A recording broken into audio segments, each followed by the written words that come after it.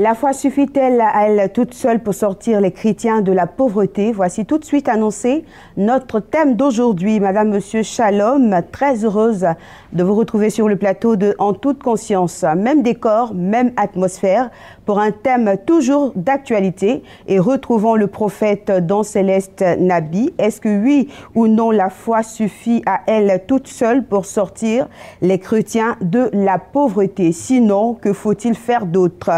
Rappelons que l'homme de Dieu est pharmacien de formation, également président membre fondateur de Disciples pour Christ par l'évangile authentique d'Iceva. Il est conférencier au niveau national et international, expert et spécialiste en leadership, également titulaire d'un master en théologie. L'homme de Dieu est également soteriologue, apologète et exégète. Shalom, serviteur de Dieu. Shalom, Madame Wali. Vous annoncez un thème très intéressant encore aujourd'hui. Par la grâce du Seigneur. Et nous bénéficions, par la grâce du Seigneur, toujours de la collaboration de Joël Azoussé. Shalom, Joël. Shalom, Martine Wali. Alors, serviteur de Dieu, le thème est déjà planté, mais bien avant de commencer, vos premiers mots à l'endroit de nos chers téléspectateurs. Je voudrais remercier tous nos amis, frères et sœurs téléspectateurs, mais je voudrais dédier cette émission-là spécialement à tous les aigris, à tous les hypocrites et à tous les sorciers, à toutes ces personnes-là qui n'aiment pas le bonheur des autres.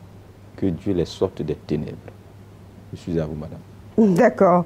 Alors, serviteur de Dieu, quelle motivation est cachée derrière le désir de parler de ce sujet-là? Merci. Notre motivation majeure en abordant cette thématique, c'est d'aider à répondre à un certain nombre de questions que nous tuons d'une manière ou d'une autre, tous en nous-mêmes. Il y a des questions que beaucoup de chrétiens, comme des non-chrétiens, se posent à l'intérieur d'eux-mêmes. Mais ils n'osent pas le dire ouvertement. D'accord. Donc nous sommes venus pour aborder ces questions. Mais nous sommes également là pour proposer, face à ces questions fondamentales, nos solutions, aussi bien au corps de Christ qu'aux nations. Alors voici, entre autres questions, que les gens se posent et que nous sommes amenés à nous poser. Dans le combat de la foi contre la pauvreté, qui l'emportera? C'est-à-dire, nous voyons qu'il y a un combat acharné entre la foi et la pauvreté. Mais qui va l'emporter? Deuxième question. Dans les affrontements violents entre la prière et la pauvreté, qui triomphera? Et enfin, les prières et le jeûne suffisent-ils à eux seuls pour régler le problème de la pauvreté en milieu chrétien? Voici ces questions fondamentales. Je suis à vous. D'accord. C'est assez pertinent, on a envie d'en savoir tout de suite assez. Alors, en tout cas. Voilà. Alors, serviteur de Dieu, c'est déjà bien annoncé, déjà bien entamé, la problématique et les constats, justement, qui vous ont amené à aborder le sujet aujourd'hui. Merci. Pour ce qui est des constats et des problématiques, c'est un certain nombre de questions. D'accord. Les voici, entre autres. Peut-on avoir la foi et demeurer pauvre? Pourquoi? Autre problématique. Pourquoi les églises, avec leur quantum de prière et de foi, n'arrivent-elles pas à dompter la pauvreté dans leur propre milieu? Autre question. Pourquoi la pauvreté sévit tant, le plus souvent, dans les milieux où l'on prie beaucoup? Pourquoi la pauvreté sévit-elle spécialement là où il y a concentration et foisonnement d'édifices religieux? Est-ce ces édifices religieux qui favorisent la survenue de la pauvreté, ou est-ce la pauvreté qui déclenche la multiplication des édifices religieux? Autre question. Pourquoi la religion semble de plus en plus incompétente en matière de bien-être social et financier? Pourquoi les chrétiens se réfugient serait-il derrière le retour de Jésus-Christ pour supporter la misère? Qu'est-ce qui explique ce fait? La foi serait-elle révolue quant à sa contribution à l'épanouissement des hommes? La sanctification serait-elle mieux vécue quand on est dans la pauvreté ou dans le manque? La religion rimerait-elle avec le dénuement? Les prières seraient-elles des inducteurs de misère? Qu'est-ce qui explique ce fait? Dieu serait-il dépassé par les réalités de ceux qui l'invoquent? Dieu aurait-il voyagé? Est-ce Dieu qui ne prend pas ses responsabilités pour exaucer ceux qui le prient? Ou est-ce les hommes qui ne prennent pas leurs responsabilités? Est-ce les gens qui prient mal Dieu? Ou est-ce autre chose qui explique cette situation? Y a-t-il autre chose à faire en plus de la prière de la foi pour sortir les âmes de la pauvreté qui les rend si aigris et amers? Les chrétiens ont-ils réellement compris ce que Dieu attend d'eux? Ont-ils véritablement connaissance des voies établies par le Créateur pour demeurer dans ses bonnes grâces et dans l'abondance? Et enfin, Dieu n'a-t-il pas dit à l'aube de la création, soyez féconds? Ça, c'est une fécondité à tous les niveaux. Une fécondité au niveau intellectuel, une fécondité au niveau spirituel, une fécondité au niveau physiologique. Et il a dit encore, et multiplier. C'est également une multiplication à tous les niveaux. Une multiplication à tous les niveaux. Remplissez la terre et soumettez-la. Dans d'autres versions, il a dit, assujettissez-la. Dominez sur. Donc, dans le plan de Dieu, Dieu n'a pas demandé une limitation des naissances. Comme si Dieu, en amenant sa création à l'existence, n'aurait pas les moyens de sa politique de prise en charge. Voyez-vous, à la lumière de ce passage, il est clair que Dieu a établi l'homme comme intendant suprême de la création à sa place et devant lui rendre compte. Comment donc est-ce possible que dans la nouvelle alliance, où il y a restauration du croyant à l'ordre initial, originel et créationnel des choses, beaucoup d'âmes se retrouvent assujetties par les problèmes, au point de s'assujettir à la création et même d'adorer la créature. Qu'est-ce qui n'a pas marché? Qu'est-ce qui ne marche pas? Et avant de vous laisser le micro, je vais commencer par vous faire savourer quelques éléments de réponse. Voici ce que Dieu dit dans Genèse 2,15. Avant qu'il n'institue le mariage et la famille, l'Éternel Dieu prit l'homme et le plaça dans le jardin d'Éden pour le cultiver, pour le garder. Il y a là la loi des semailles et de la moisson, la loi de la gestion et de l'intendance du patrimoine, etc., etc. Mais hélas, ces lois n'ont plus leur place dans les vies de nos croyants actuels, comme ça n'était le cas au temps du premier homme. Je vais parler d'Adam. Ces lois-là ont été désastreusement remplacées par d'autres choses qui plongent les croyants de nos jours dans la frustration, le dénuement, la désillusion, la consternation et la confusion. Voyez-vous, en lisant ce passage-là, nous voyons très clairement que le travail a été institué par Dieu pour l'homme avant même le mariage, dans Genèse 2,24. Je suis à vous. À vous entendre parler, ça me fait justement penser à ce débat que j'ai eu avec un frère en Christ qui me disait que le diable a été précipité sur la terre et donc le combat est perdu d'avance. Et donc, on ne peut pas dominer parce que le diable règne présentement. Et qu'il faut forcément lui appartenir avant même d'être dans les sphères, dans la haute société. Il n'a rien compris de l'évangile. il n'a rien compris de l'évangile. Sinon, c'est dans la même Bible qu'il est dit, dans Luc 10, 19, je vous ai donné le pouvoir de marcher sur les serpents, les scorpions et sur toute la puissance de l'ennemi, c'est Satan. Et rien ne pourra vous nuire. Si ça n'est le cas, alors pourquoi Jésus serait venu? Cela veut dire que le sacrifice de Jésus est vain.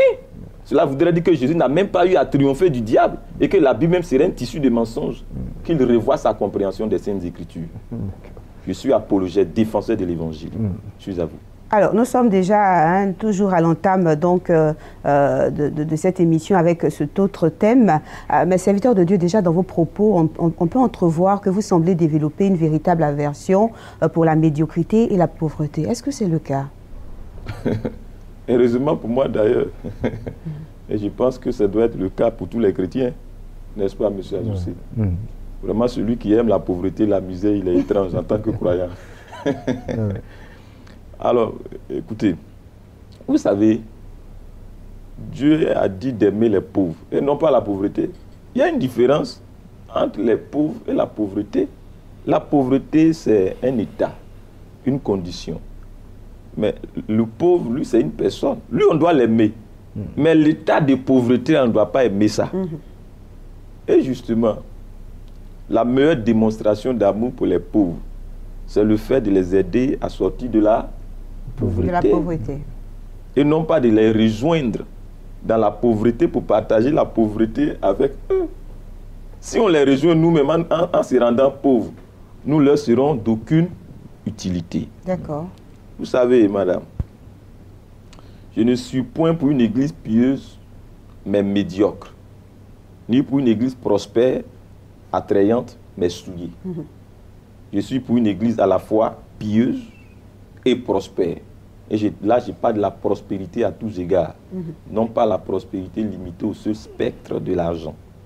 Malheureusement, nos églises et nos milieux chrétiens, africains, évangéliques surtout, semblent s'être spécialisés maladroitement en médiocrité et en pauvreté. Nos chrétiens semblent s'être familiarisés à la misère, aux choses révolues et aux choses désuètes. Et cela maladroitement au nom de la sanctification.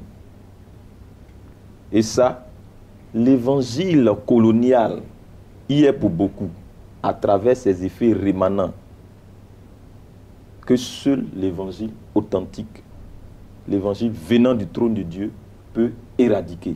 L'évangile colonial a contribué à déconstruire les Africains, même devenus chrétiens. Je suis à vous. D'accord. On va parler tout de suite de l'évangile colonial, mais permettez-moi d'abord de poser une autre question. Vous parlez d'une église pieuse et prospère. Est-ce qu'il ne peut pas avoir une église prospère et puis à l'intérieur de cette église prospère, on trouve des chrétiens qui croulent sous le poids de la pauvreté?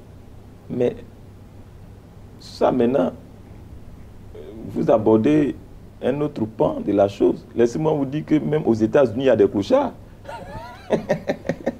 N'est-ce pas? Ouais, vous êtes d'accord avec moi? Il y a même des taudis. Voilà, Jésus m'a dit, vous aurez toujours des pauvres au milieu de vous. Je ne sais pas si vous me suivez. Voilà, mais faisons en sorte que la masse de pauvres n'écrase pas la masse des gens riches. C'est ce rapport-là. Il faudrait que ce rapport-là plaide en faveur des gens nantis. En ce moment, la société serait meilleure.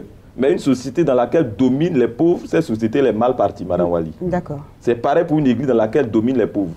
Voilà. En nombre, hein, je vais dire. Bien entendu. Vous parliez tout à l'heure de l'évangile colonial. Et ça dit qu'il y a deux types d'évangiles et que ce n'est pas le bon évangile qu'on a reçu. On se souvient de ce morceau « Maltraitez-moi comme vous voulez, ce n'est rien, mais le royaume des cieux m'appartient ». Voilà, c'est ce qui a bercé justement notre enfance. Est-ce que cela a un impact? Vous avez bien vu, c'est ça même. C'est ce que j'appelle l'évangile colonial. Et je vais en venir au détail. Ne vous pressez pas. D'accord. C'est mon travail. Il n'y a pas beaucoup de types d'évangiles. Mais la façon dont les gens utilisent l'évangile est décisive. Voilà. L'évangile a été instrumentalisé. D'accord. Je suis à vous. Donc concrètement, qu'est-ce que vous appelez évangile colonial? Ce que j'appelle l'évangile colonial, c'est l'évangile qui a contribué puissamment à la colonisation de l'Afrique. De par la christianisation. C'est l'évangile germinal des temps coloniaux dont les effets font encore mouche et ravage dans nos sociétés africaines. Vu que cet évangile-là a sémé dans l'ADN du vierge et naïf sujet africain des temps passés des semences de destruction qui ont perverti et continuent de pervertir le sujet africain. C'est cet évangile-là qui est entretenu par les dogmes dans certains milieux religieux chrétiens. Vous savez, il n'y a pas eu de cure de désintoxication véritable par rapport à cet évangile du passé. Il n'y a pas eu de cure de désintoxication véritable. C'est pourquoi nos mondes africains en souffrent encore. C'est pourquoi on ne trouve pas d'explication rationnelle, logique, au comportement atypique et désastreux et incongru de tout un peuple, des ascendants aux descendants, de génération en génération. Je vais parler des Africains d'ici et d'ailleurs. Je vous le dis, téléspectateurs, il y a eu empoisonnement doctrinal, envoûtement sociologique, assujettissement culturel, pollution relationnelle. Et cela, les colloques ne peuvent rien régler en la matière. Et ça, les politiques à eux seuls ne peuvent pas régler la question. Et ça, les instances académiques à elles seules ne peuvent régler la question. Et ça, nos législations et législateurs et seuls ne peuvent pas régler la question. Et ça, les sociétés secrètes modernes ne peuvent régler la question ou aider à régler la question. Bien au contraire, elles ne feront qu'empirer la situation.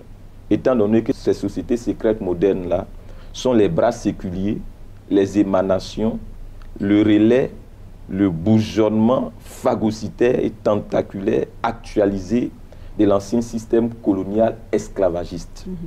L'objectif demeure le même, qui est assujettir le sujet africain. Voyez-vous, c'est tristement qu'aujourd'hui, l'Afrique soit en train d'être déchristianisée.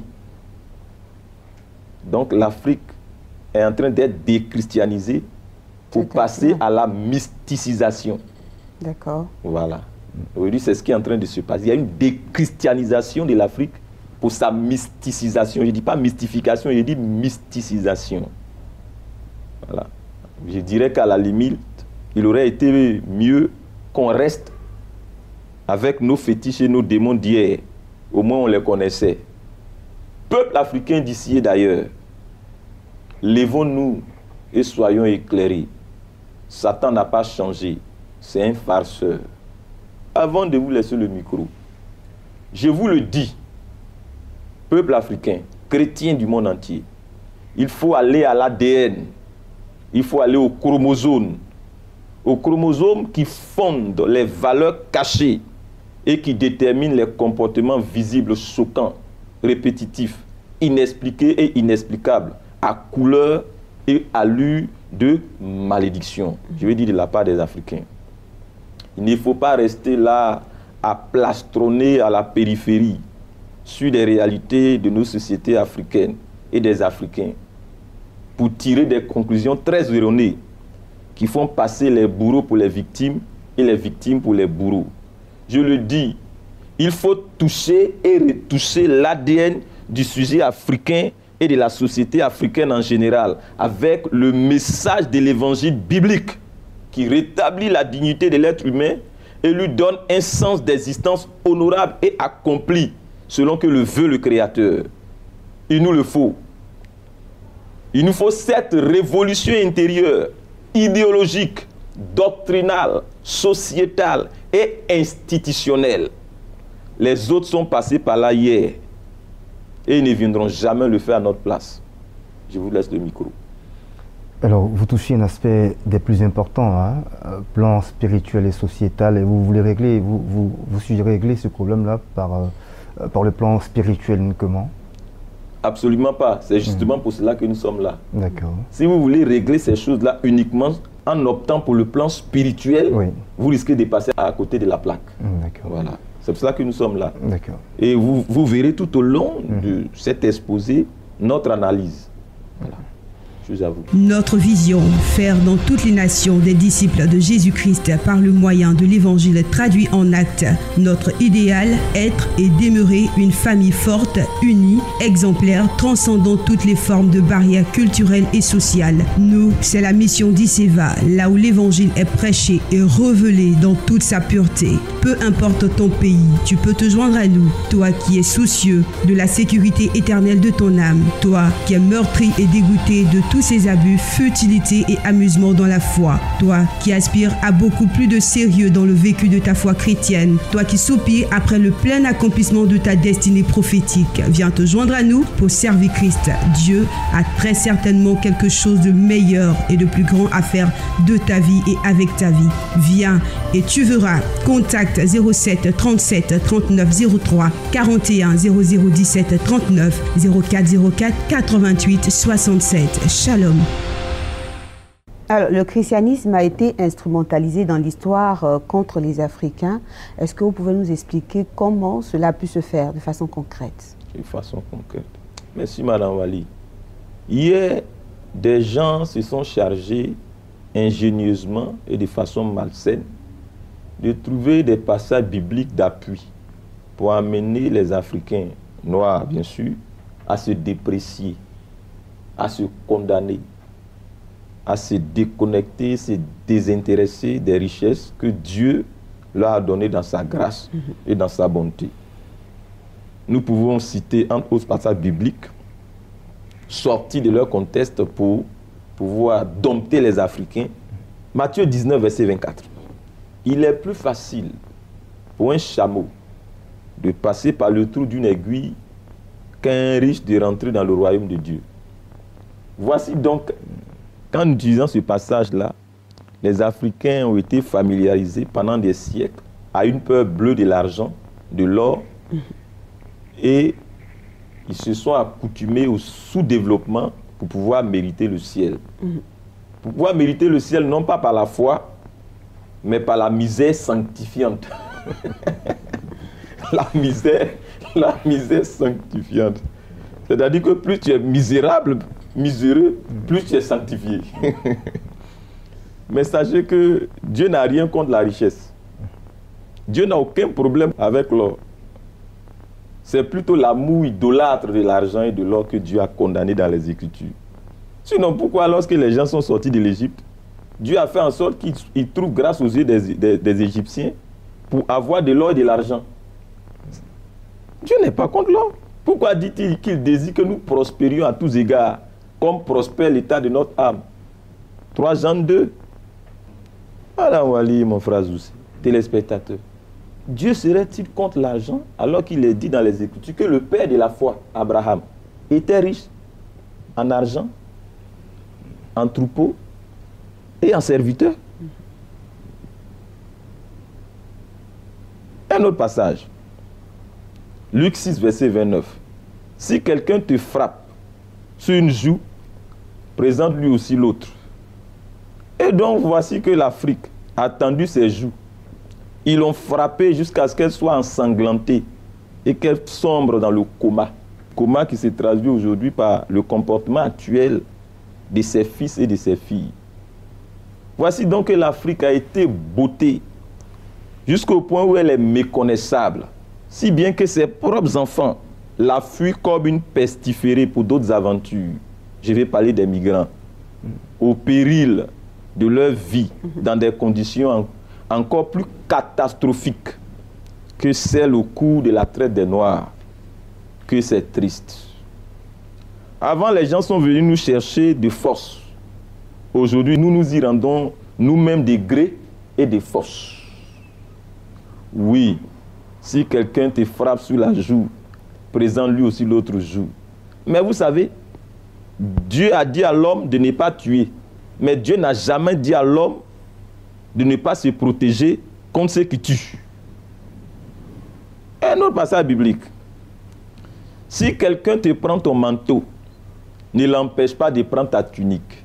Luc 6, 29. Là aussi, les choses sont telles que les gens ne viennent pas pour chercher le manteau des Africains, mais c'est les Africains eux-mêmes qui vont montrer là où se trouve leur manteau pour que les gens viennent les prendre. Et pour conséquence aujourd'hui, l'Afrique n'ayant plus de manteau, les Africains sont nus.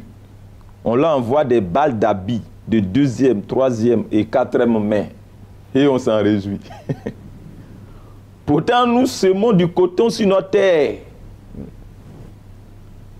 Luc 6, 28. Priez pour ceux qui vous maltraitent.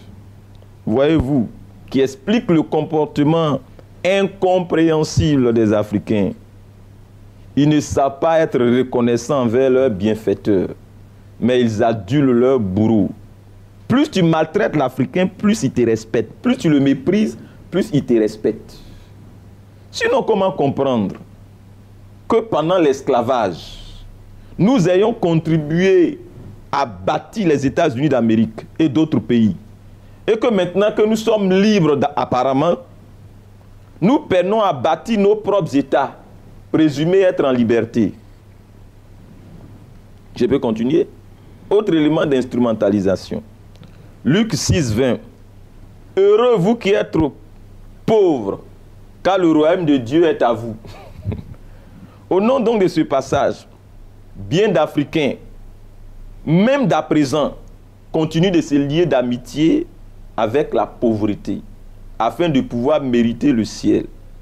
Ils ne veulent pas rentrer au ciel par le moyen de leur foi, mais par celui de la pauvreté. Observez bien cette Afrique qui fait toujours pitié pour mériter les faveurs et les bonnes grâces de la communauté extérieure. Vous savez, trop de pauvreté peut faire perdre sa dignité. Un autre passage de manipulation historique. Luc 6, 21. Heureux vous qui avez faim maintenant, car vous serez rassasiés. C'est ainsi que pour pouvoir se gaver dans l'éternité des mets du ciel, bien d'Africains se consolent à présent dans leur misère, comme s'il y avait des buffets et de la bouffe et des restaurants au ciel. Luc 6, 21. Heureux vous qui pleurez maintenant, car vous serez dans la joie. Et 6, 24. Mais malheur à vous riches, car vous avez votre consolation. Quelle hantise donc de la richesse a été semée en les Africains pendant des siècles, au nom de la foi. La situation est telle qu'aujourd'hui, lorsqu'une personne est riche en Afrique, elle est soupçonnée de toute pratique. Si elle est chrétienne de surcroît, c'est pire. Luc 6, 25. Malheur à vous qui êtes rassasiés, car vous aurez faim.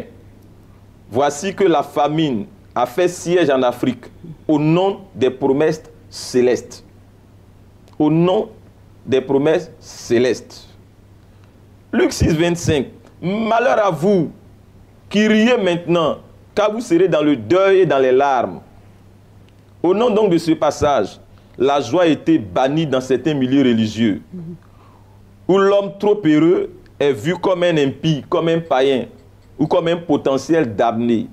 C'est ainsi que la consécration et la sanctification riment avec tristesse dans certains milieux religieux d'Afrique.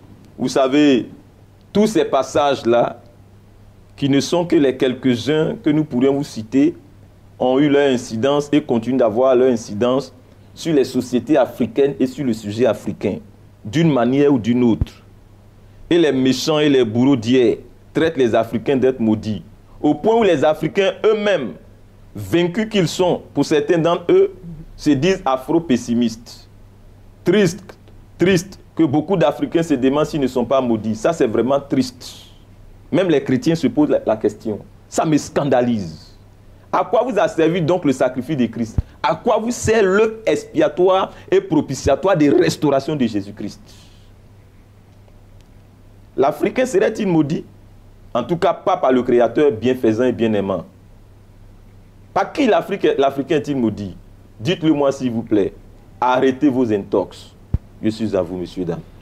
Voilà, on le voit clairement que vous plaignez l'Afrique d'avoir été colonisée, c'est-à-dire que l'Afrique pourrait s'en sortir sans colonie, sans avoir été colonisée.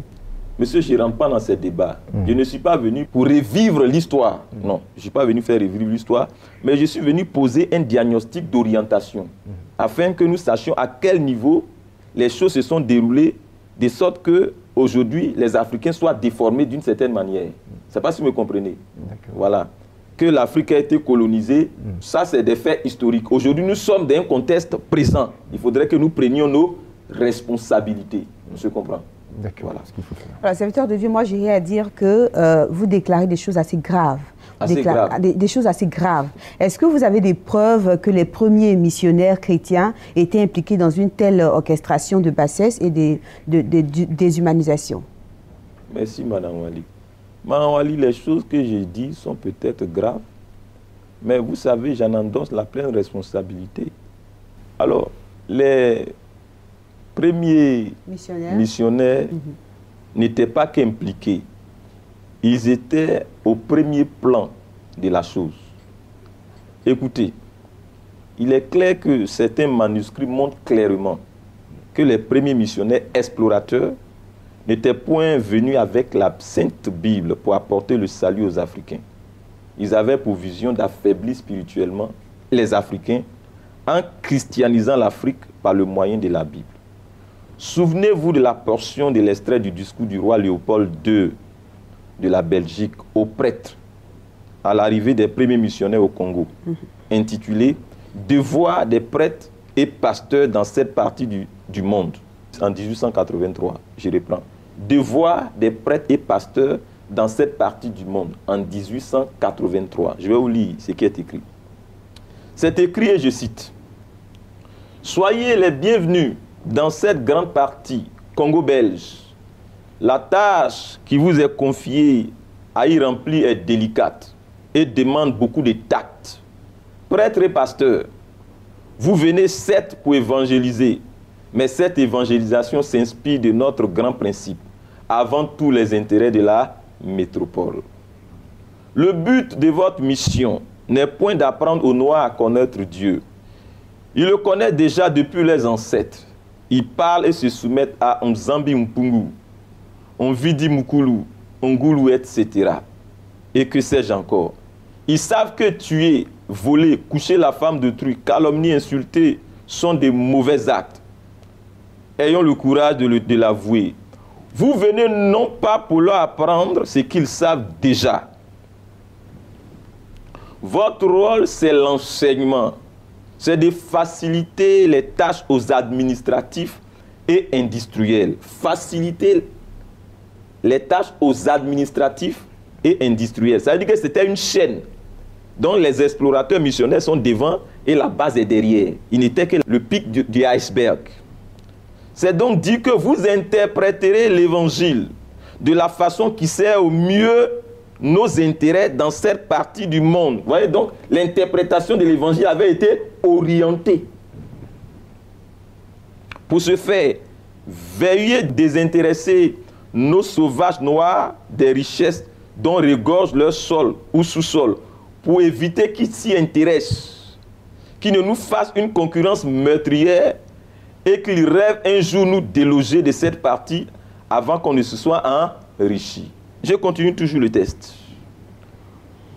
Notre connaissance de l'évangile nous permettra de trouver des tests faisant aimer la pauvreté, tels que heureux les pauvres en esprit, quand le royaume des cieux est à vous. Il est difficile à un riche d'entrer au ciel qu'à un cheval de passer par le trou d'une aiguille.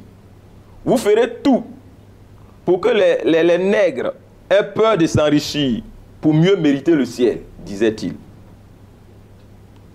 Les soutenir petit à petit pour éviter qu'ils se révoltent un jour. Les industriels, les administratifs se verront obligés de temps en temps pour se faire craindre de recourir à la violence, injurier, battre, arrêter pour se faire respecter. Il ne faudrait pas que les nègres ripostent ou se nourrissent de vengeance. Pour cela, vous les enseignerez par tous les moyens et les inciterez à suivre l'exemple de tous les saints qui ont tendu la joue, qui ont pardonné les offenses, qui ont reçu les crachats et les insultes sans tressaillir. Il faudra les détacher, les décourager de ce qui pourrait leur donner le courage de nous affronter. Ainsi, insistez particulièrement sur la soumission et l'obéissance, même aveugle, Et il dit encore plus grave, apprenez aux élèves à croire et non pas à raisonner. Évangélisez les Noirs jusqu'à la moelle des os, donc jusqu'à l'ADN, avec un faux évangile, afin qu'ils ne se révoltent pas un jour contre les injustices que vous les ferez subir. Convertissez les Noirs au moyen de la chicotte. Faites-leur payer chaque semaine des taxes à la messe de dimanche. Détournez ensuite cet argent prétendu destiné aux pauvres pour ouvrir des magasins importants là où vous êtes. Procure, paroissiens, missions, etc. Et transformez vos missions ainsi en gros centres commerciaux florissants. Aidez légèrement les pauvres pour encourager les autres à investir régulièrement. Instituez pour eux un système de confession qui fera de vous de bons détecteurs pour dénoncer tout noir qui aurait pris connaissance et qui pourrait revendiquer l'indépendance. Donc le confessionnal même été institué à viser de quoi? D'espionnage. Enseignez-leur une doctrine dont vous ne mettez jamais vous-même en pratique les principes. Et peut-être s'ils vous demandent pourquoi vous comportez-vous contrairement à ce que vous prêchez, répondez-leur, suivez ce que nous vous disons, mais ne faites pas ce que nous faisons. Et s'ils insistent, dites-leur, heureux ceux qui croient sans avoir vu. Ils seront fils de Dieu. Je vous laisse réfléchir profondément sur ces paroles, sans en être négativement affecté. Que cela suscite en vous, téléspectateurs, plutôt le réveil et le goût du défi au lieu de la haine. Je suis à vous. Voilà, c'est la fin de ce numéro de En toute conscience. Merci de nous avoir suivis. Nous sommes loin d'avoir terminé avec ce thème. Vous vous en rendez bien compte. La semaine prochaine, nous serons également là par la grâce de Dieu et nous vous convions à cet autre rendez-vous. Que Dieu vous bénisse. Shalom. Shalom.